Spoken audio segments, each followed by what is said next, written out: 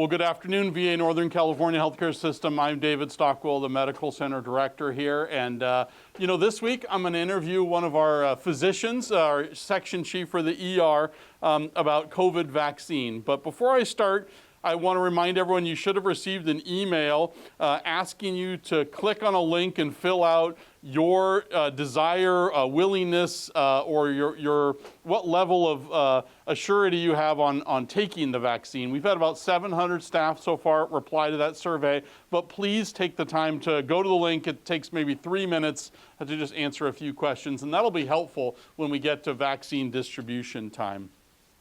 Dr. Trevor Mills is who I'm going to talk to today, our Chief of Emergency Medicine at VA Northern California. And thanks for chatting with me today, Dr. Mills. All right, thank you for having me.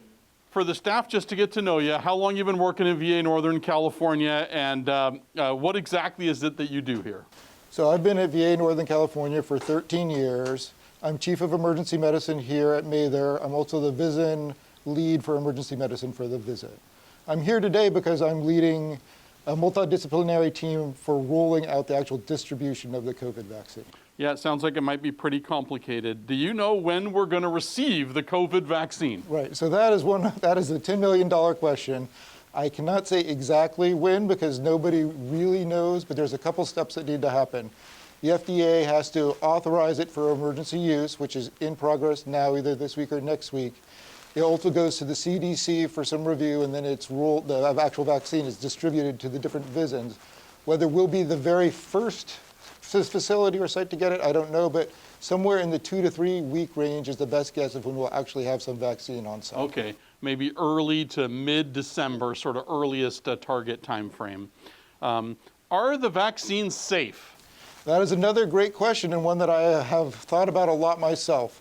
So the first trials, both by Pfizer and Moderna, those are the vaccines that we'll probably be getting first, showed really low rates of side effects. They showed no serious adverse reactions, so nobody has died or had any serious adverse reactions. The Pfizer vaccine, between 2 and 5% of people had some symptoms. Mostly they reported fatigue or headache.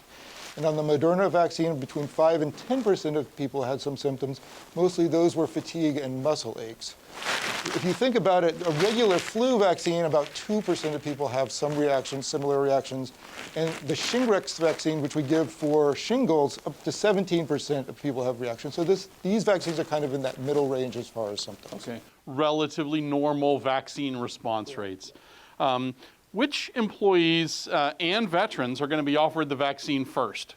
So the VISN has given us some directives that they've gleaned from National VACO and the CDC and other bodies, and we're trying to target the healthcare workers who are going to be on the front lines as far as receiving it, and the veterans or the patients who are at the highest risk for having a bad outcome of COVID for receiving it. So people in the long-term care facilities on the veteran side are going to get it, as well as those that take care of them at the CLC. The front lines here, the emergency department, the ICU, the inpatient staff are all slotted to get it. And then the patients who are over 85, who are immunocompromising disease processes, those would be the patients that would get it next in line. Our goal is, of course, to get it to everyone who wants it, both employees and veterans. Right. So the timetable, what's the expectation, whatever this first batch is that we're going to get, and these first priorities, how long is that going to last? And if you're just a non-special category employee or veteran, how long would you anticipate you might have to wait? So I would say, and this is once again just the best guess, I would say that those non-frontline employees and non-high-risk veterans would probably be looking at it somewhere in the January, February, March round. And it's 2 shots, right? You got to get one, wait like 21 days, and then get the second shot as part of the vaccination process. So that's a very important thing. Once you get it, you're committed. You don't want to back out of your second shot. And so, yeah, somewhere between 3 and 4 weeks to get your second shot. And we're going to try to schedule that second appointment for either the employees or the veterans at the time of the first one, so you'll know when you have to come back and get the second. Well, Dr. Mills, thank you so much for joining me today. I know it's a very relevant topic to all of our staff, and so it's informative. And make sure you check out the website that's being developed for frequently asked questions as well. So thank you.